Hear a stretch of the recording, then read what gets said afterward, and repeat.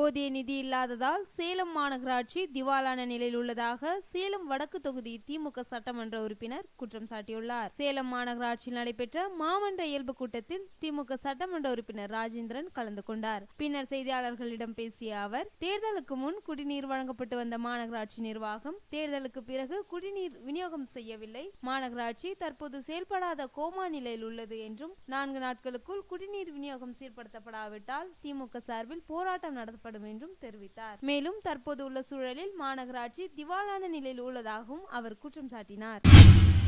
திராவிட முன்னேற்ற கழகத்திலே தலைவர் கலைஞர் அவர்களாலும் தளபதி அவர்களாலும் ஒரு அற்புதமான தனி குடிநீர் திட்டத்தை சேலம் மாநகராட்சிக்கு வழங்கினார்கள். அந்த திட்டம் நிறைவேற்றுவதிலே கடந்த 5 ஆண்டு காலத்திலே இருந்த அதிமுக அரசும் மாநகராட்சி நிர்வாகமும் மெத்தன போக்கால், ஒரு அக்கறையற்ற போக்கால் இன்றைக்கு அந்த திட்டமே முழுமையாக செயல்படாத நிலையில இன்று வரைக்கும் இருந்து கொண்டிருக்கிறது. இப்போது இருக்கிற நிலையை பார்த்தால் மாநகராட்சி திவாலாக இருக்கிறது என்றுதான் சொல்ல வேண்டும்.